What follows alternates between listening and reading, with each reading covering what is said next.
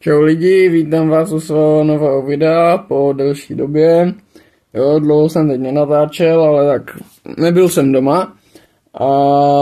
Ale už tady konečně něco mám. Je to jako další celkem zajímavá dráha. Podle mě.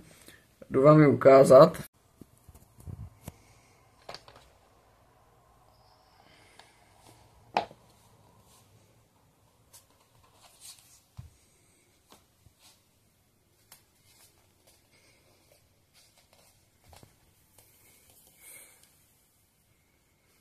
Jo, takhle vypadá.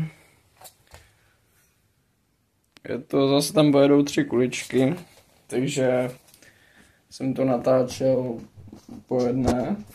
Vždycky jsem natočil jednu. A potom to pustil znova a natočil druhou, takže jo. OK, tak to jdem pustit teda.